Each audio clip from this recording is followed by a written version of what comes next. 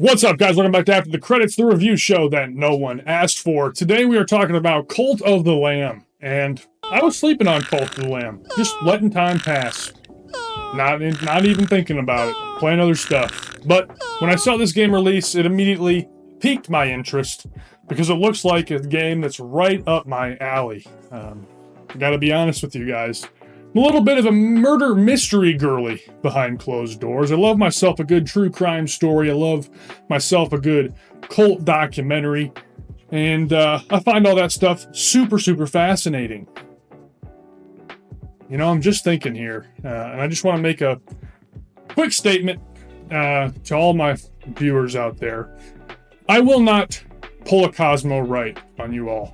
Okay, just because I have long hair and I like piercings and I like murder mystery stuff doesn't mean I'm going to give you a curveball that severe. So I'll have you know I love my beard and I love my wife, who is in fact a woman. So that's nothing you're going to have to worry about. But anyways, where were we? Oh yeah, Cult of the Lamb. Yeah, finally woke up to the game, and I got to tell you, this game slaps harder than Vasily Kamatsky. This game is the shit. I can't wait to talk to y'all about it. Let's dig in, baby.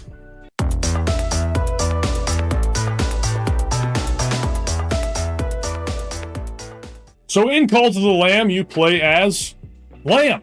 Pretty self-explanatory. But essentially what you do throughout the game is you go on a journey to become a cult leader while also killing the 4 gods of the old faith. So it's a great mashup of games here. One of my favorites to ever be done, to be honest. There's almost like an Animal Crossing style game as far as the cult management system, and then a very similar combat style to something like Binding of Isaac when you go into the dungeons. So it's a great game, great mashup, and both sides are done phenomenally well.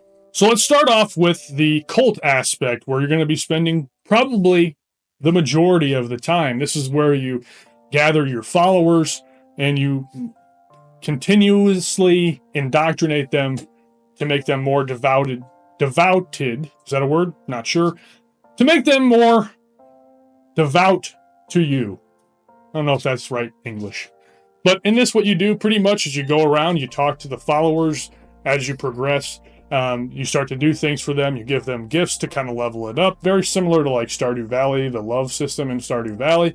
But you do that, but you're just progressing their indoctrination meter, essentially, or their loyalty meter to you. And you can level the loyalty meter a variety of different ways.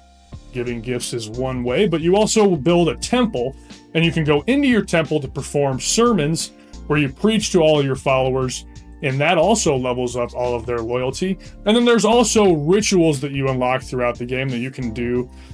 Some rituals increase loyalty, some rituals decrease loyalty, depending on what ritual that you do. So, for example, there's a ritual. The first ritual that you unlock is the sacrifice ritual, where you can take one of your followers, they go into the center of the room, a big swarm of tentacles come up and kill them. Traditionally, that is a negative loyalty ritual. I don't know why I struggled with that word so bad. It's a negative loyalty ritual. Your followers typically don't like that one. However, this is really getting complicated here, but to break away from the cult stuff, when you do the dungeon stuff, you unlock commandment tablets or commandment stones. Get 3 of those and you can issue a doctrine to your cult.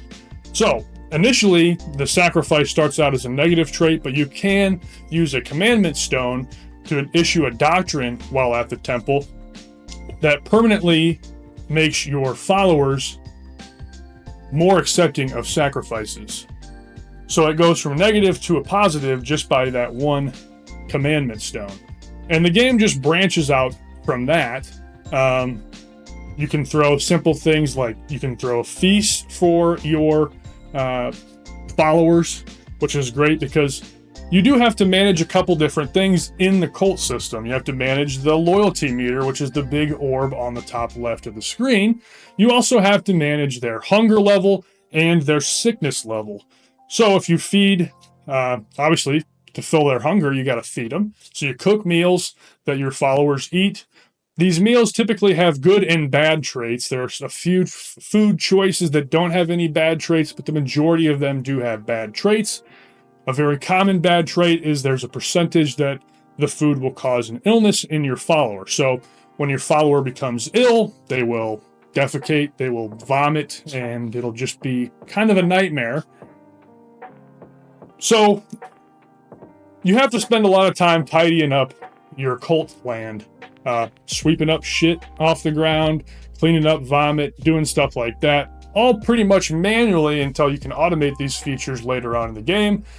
But typically the sickness spreads if your cult land is very dirty. So there's a lot of shit everywhere, hasn't been cleaned up in a while. You'll start to see people getting sicker and sicker until you take care of what needs to be taken care of. So cool system. You got to manage these three things while also doing your crusades. So let's just transition to talking about the crusades a little bit. Now, in the crusades, it's pretty straightforward. You pretty much have 4 different levels that you have to go into, and 4 different, basically 4 different, 3 mini bosses and a main boss that you have to fight through. So there's 4 levels in each world, essentially, if you break it down kind of on a roadmap.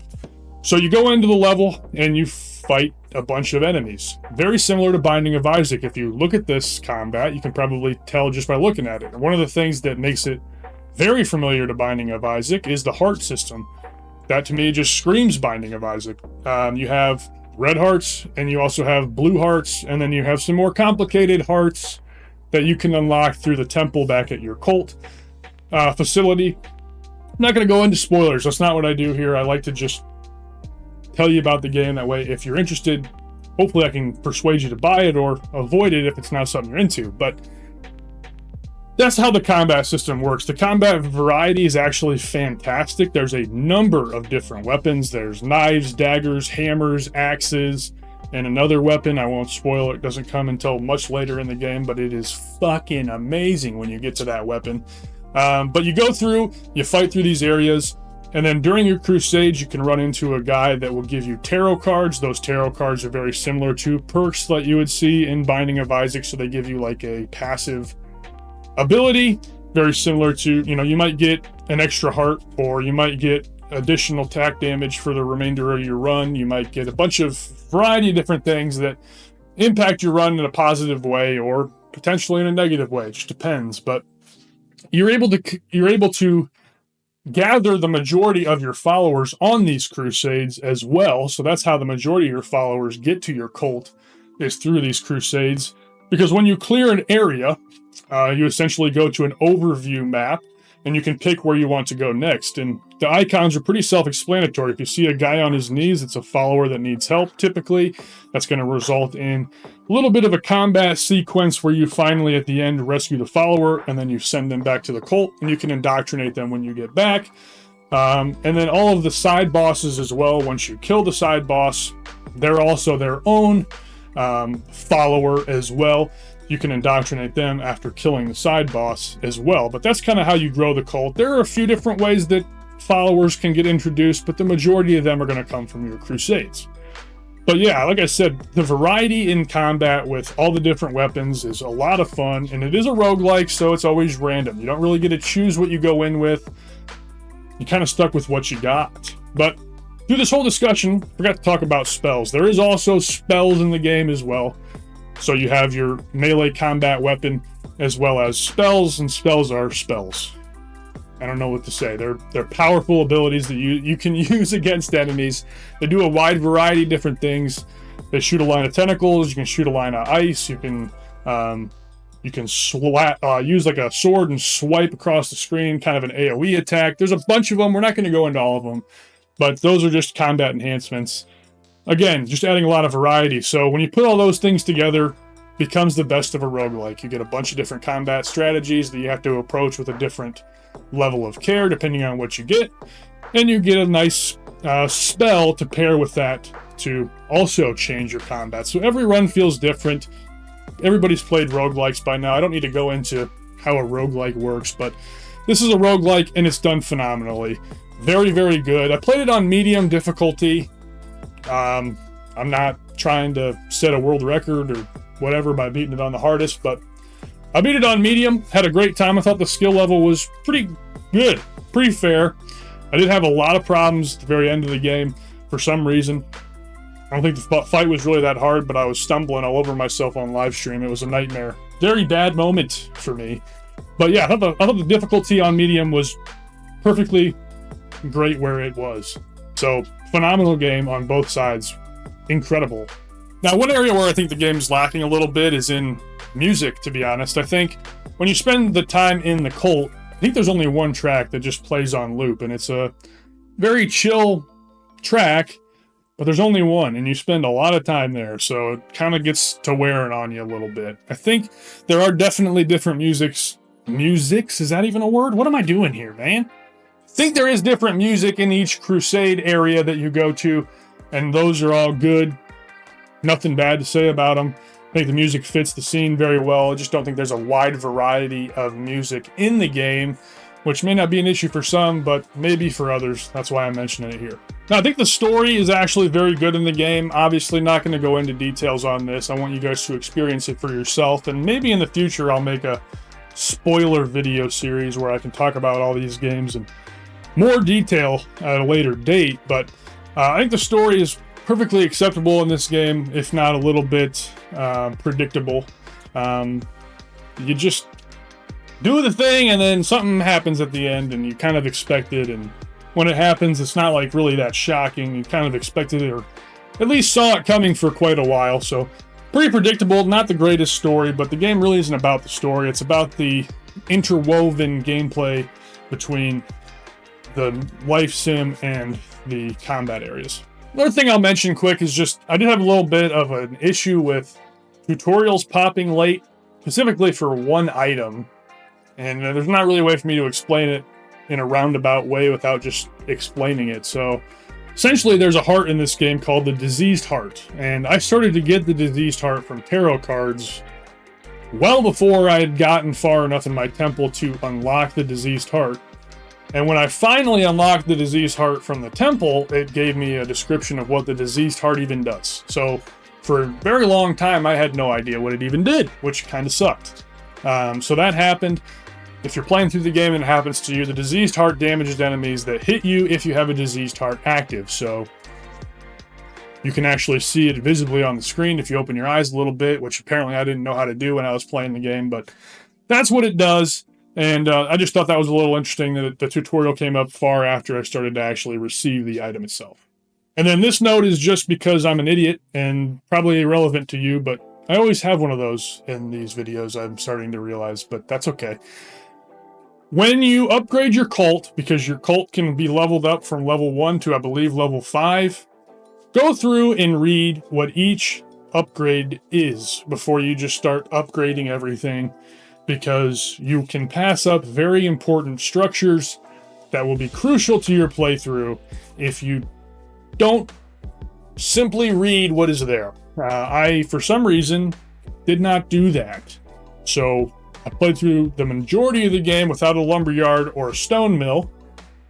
Those generate lumber and stone, which are needed for a lot of things in the game, and I played through a lot of the game without even having those available. So I almost had no lumber or stone for a very long time. I relied on only getting it from crusades. But there is a structure you can build that will automate those for you in your cult. So read everything. Don't be a dipshit like me. Now, if you're a very observant fellow or fellette, you may notice no platinum trophy on the thumbnail for the video. Very sad. Did not achieve the platinum trophy, and it was due to my own misjudgment. Played through the game and beat the game. However, the 4 remaining trophies that I need are killing the 4 bosses in the game without taking damage. I didn't look at the trophy list before finishing the game, and technically the game still goes on after you beat the game. However, New Game Plus starts immediately upon the ending of the game, so it's going to make these trophies much, much more difficult. So the reason I don't have the platinum is I'm going to have to do another playthrough eventually at some point to no-hit these bosses. But once I do that, I will get the platinum, and I do plan to get the platinum for this game in the future. I'm just ready to move on to some other stuff, and I don't feel like playing the game from the start all over again. So we'll come back to it later. I will get the platinum in time. Just don't have it yet. As far as the other trophies, straightforward. Play through the game. You'll get the majority of them. Just be prepared that you do have to no-hit all the bosses, which the bosses aren't that hard to no-hit, really, in theory. But just be aware that you need to do that. So if you're looking to platinum it, there's a very clear point where you know you should do that. So do it then. That's my tip there. All right, other than that, guys, that is it. Hope you guys enjoyed it. I'm having a lot of fun making these videos for y'all. I don't get views on them, and that's okay with me. I'm having fun making them, and hopefully the few of you that do watch, I hope you get some enjoyment. Hope you get some laughs. Hope you learn some stuff, and ultimately just have a good time with them. That's what they're here for. That's what I do it for, and it just means a lot that those of you that do watch all the way through to the end. So thank you so much for all of that. Consider leaving a like and subscribing down below, and leave me your comments below on what you thought of Cult of the Lamb, what your favorite parts were, what your least favorite parts were, and of course, give me recommendations on what you think I should play through next. This series is extremely loosey-goosey, as they say. I never have an idea what's coming next, so it's always going to be a surprise to not only you, but also me. So there we go. Anyways, that's it. Love y'all. Thank you. Take care of yourselves. We'll talk to you guys soon.